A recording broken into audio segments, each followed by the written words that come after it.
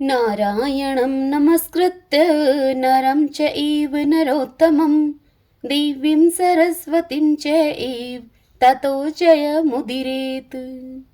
अर्थात भगवान नारायण नर श्रेष्ठ नर तथा सरस्वती देवी को नमस्कार करके जय स्वरूप कार्तिक इतिहास पुराण का पाठ करना चाहिए। जय श्री कृष्णा, राधे राधे। भगतजनों, आज हम कार्तिक मास महात्म्य का तीसरा अध्याय सुनेंगे। इस अध्याय में हम कार्तिक व्रत करने वाले मनुष्य के लिए पालन करने योग्य नियम यह सुनेंगे। तो आइए सर्वप्रथम भगवान का स्मरण करते हुए सब बोलिए, विष्णु भगवान की जय। ओम नमो भगवते वासुदेवाय। ब्रह्मा जी कार्तिक मास का महात्म्य सुनाते हुए नारद जी से कहते हैं, हे नारद, व्रत करने वाले पुरुष को उचित है कि वह सदा एक पहर रात बाकी रहते ही सोकर उठ जाए, फिर नाना प्रकार के स्तोत्रों के द्वारा भगवान विष्णु की स्तुति करके दिन के कार्य का विचार करे। गांव से नृत्य कोण में जाकर विधि पूर्वक मलमूत्र का त्याग करे। यज्ञोपवीत को दाहिने कान पर रखकर उत्तराभिमुख होकर बैठे। पृथ्वी पर तिनका बिछा दे और अपने मस्तक को वस्त्र से भली भांति ढक ले। मुख पर भी वस्त्र लपेट ले। अकेला रहे तथा साथ में जल से भरा हुआ पात्र रखे। इस प्रकार दिन में मल मूत्र का त्याग करे। यदि रात में करना हो तो दक्षिण दिशा की ओर मुख करके बैठे। मल त्याग के पश्चात गुदा में 5 या 7 बार मिट्टी लगाकर धो ले। बाएं हाथ से 10 बार मिट्टी लगाए, फिर दोनों हाथों में 7 बार और दोनों पैरों में 3 बार मिट्टी लगानी चाहिए। यह गृहस्थ के लिए सोच का नियम बताया गया है। ब्रह्मचारी के लिए इससे दुगना, वानप्रस्थ के लिए 3 गुना और सन्यासी के लिए 4 सोच कहा गया है। यह दिन में सोच का नियम है, रात में इससे आधा ही पालन करें। यात्रा में गए हुए मनुष्य के लिए उससे भी आधे सोच का विधान है तथा स्त्रियों और शूद्रों के लिए उससे भी आधा सोच बताया गया है। शौच कर्म से हीन पुरुष की समस्त क्रियाएं निष्फल होती हैं। तदंतर दांत और जीवा की शुद्धि के लिए वृक्ष के पास जाकर यह मंत्र पढ़े, आयुर्बलम यशो वर्चः प्रजा है पशु वशूनी च ब्रह्मा प्रज्ञाम च मेधाम च त्वं नो देहि वनस्पते। हे वनस्पति, आप मुझे आयु, बल, यश, तेज, संतति, पशु, धन, वैदिक ज्ञान, प्रज्ञा और धारण शक्ति प्रदान करें। ऐसा कहकर वृक्ष से 12 अंगुली की दातुन ले लें। दूध वाले वृक्षों से दातुन नहीं लेनी चाहिए। इसी प्रकार कपास, कांटेदार वृक्ष तथा जले हुए पेड़ से भी दातुन लेना मना है।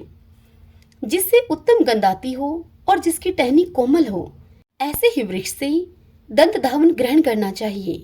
उपवास के दिन नवमी और षष्ठी तिथि को, श्राद्ध के दिन रविवार को, ग्रहण में प्रतिपदा को तथा अमावस्या को भी काष्ठ से दातुन नहीं करना चाहिए।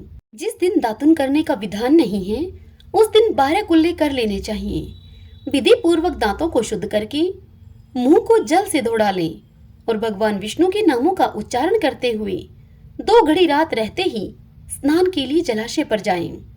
कार्तिक के व्रत का पालन करने वाले पुरुष विधि से स्नान करें, फिर धोती निचोड़कर अपनी रुचि के अनुसार तिलक करें।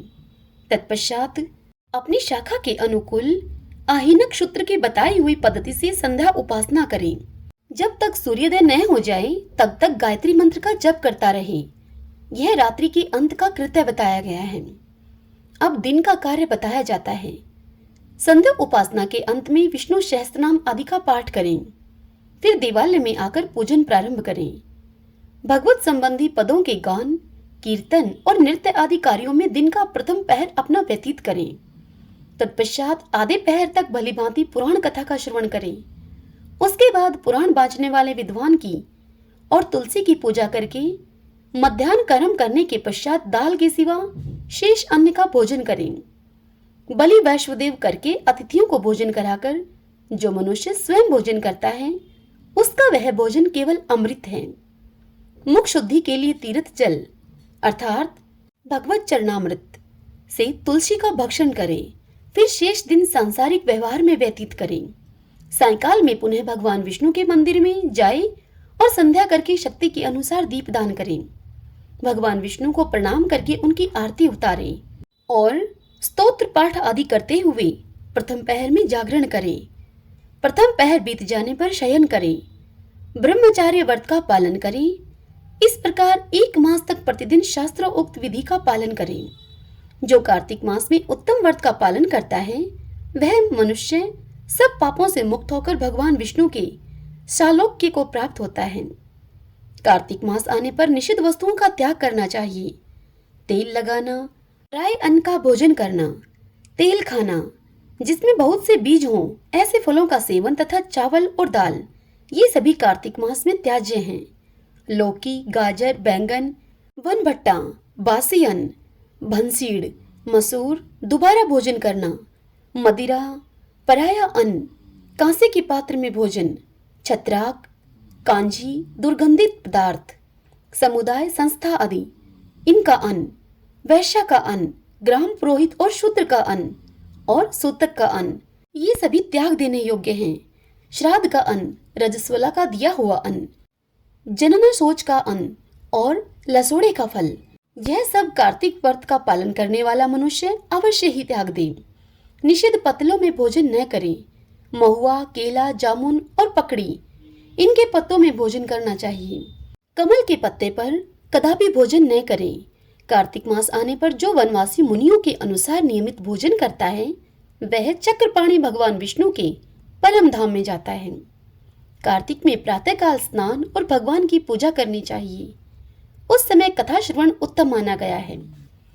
कार्तिक में केला और आंवले के फल का दान करें और शीत से कष्ट पाने वाले ब्राह्मण को कपड़ा दें। जो कार्तिक में भक्ति पूर्वक भगवान विष्णु को तुलसी दल समर्पित करता है वह मनुष्य संसार से मुक्त होकर भगवान विष्णु के परम पद को प्राप्त होता है। श्री हरि के परम प्रिय कार्तिक मास में जो नित्य गीता का पाठ करता है उसके पुण्य फल का वर्णन सैकड़ों वर्षों में भी नहीं किया जा सकता। जो श्रीमद् भागवत का भी श्रवण करता है वह सब पापों से मुक्त होकर परम शांति को प्राप्त होता है। जो कार्तिक की एकादशी को निराहार रहकर व्रत करता है वह निसंदेह पूर्व जन्म के पापों से मुक्त हो जाता है। जो कार्तिक में भगवान विष्णु की प्रसन्नता के लिए दूसरे के अन्न का त्याग कर देता है वह मनुष्य विष्णु भगवान के प्रेम को भलीभांति प्राप्त करता है। जो मनुष्य राह चलकर आए हुए थके मांदे और भोजन के समय पर घर पर आए हुए अतिथि का भक्ति पूर्वक पूजन करता है वह सहस्त्र जन्मों के पाप का नाश कर डालता है। जो मूढ़ मनुष्य वैष्णव महात्माओं की निंदा करते हैं वे अपने पितरों के साथ महारौरव नरक में गिरते हैं। जो भगवान की और भगवत भक्तों की निंदा सुनते हुए भी वहां से दूर नहीं होते वह भगवान का प्रिय भक्त नहीं है। जो कार्तिक मास में भगवान विष्णु की परिक्रमा करता है उसे पग पग पर अश्वमेध यज्ञ का फल प्राप्त होता है। जो मनुष्य कार्तिक मास में पराई स्त्री के साथ संगम करता है उसके पाप की शांति कैसे होगी यह बताना असंभव है। जिसके ललाट में तुलसी की मृत्तिका का तिलक दिखाई देता है उसकी ओर देखने में यमराज भी समर्थ नहीं है, फिर उनके भयानक दूतों की तो बात ही क्या है। कार्तिक में भगवान विष्णु की प्रसन्नता के लिए धर्म का अनुष्ठान करना चाहिए। कार्तिक मास व्रत की समाप्ति होने पर उस व्रत की पूर्णता के लिए श्रेष्ठ ब्राह्मण को दान देना चाहिए। जो कार्तिक में भगवान विष्णु के मंदिर में चूना आदि का लेप कराता है या तस्वीर आदि बनाता है वह भगवान विष्णु के समीप आनंद का अनुभव करता है। जो ब्राह्मण कार्तिक मास में गबस्तेश्वर के समीप शतरुद्री का जप करता है उसके मंत्र की सिद्धि होती है। जिन्होंने 3 वर्षों तक काशी में रहकर भक्तिपूर्वक सांगोपांग कार्तिक का व्रत का अनुष्ठान किया है उन मनुष्यों को संपत्ति, संतति, यश तथा धर्म बुद्धि की प्राप्ति के द्वारा इस लोक में ही उस व्रत का प्रत्यक्ष फल दिखाई देता है। कार्तिक में प्याज, श्रृंग अर्थात सिंघाड़ा, सेज, बेर, राई, नशीली वस्तु, चिवड़ा इन सब का उपयोग न करें। कार्तिक का व्रत करने वाला मनुष्य देवता, वेद, ब्राह्मण, गुरु, गौ, वर्ती, स्त्री, राजा और महात्माओं की निंदा न करें। कार्तिक में केवल नरक चतुर्दशी अर्थात दिवाली के 1 रोज पहले को शरीर में तेल लगाना अवश्य चाहिए। उसके सिवा और किसी दिन व्रती मनुष्य तेल न लगाए। नालिका, मूली, कुम्हाड़ा, कैत, इनके फल का भी त्याग करें। रजस्वला, चांडाल, मलेच्छ, पतित स्त्री, व्रतहीन, ब्राह्मण द्वेषी और वेद बहिष्कृत लोगों से व्रती मनुष्य बातचीत भी न करें। यह इस व्रत का विधान है। हरिओम तत्सत। गोविंदे गोविंदे हरे मुरारी, गोविंदे गोविंदे मुकुंद कृष्ण, गोविंदे गोविंदे रथांग पाणी, गोविंदे दामोदर माधवेति। ओम नमो भगवते वासुदेवाय। भगतजनों, इस अध्याय की कथा संपूर्ण हुई। इससे आगे की कथा हम कल अगले अध्याय में सुनेंगे। कल के अध्याय में हम कार्तिक व्रत से एक पतित ब्राह्मणी का उद्धार तथा दीपदान एवं आकाश दीप की महिमा सुनेंगे। जय श्री कृष्णा। राधे राधे।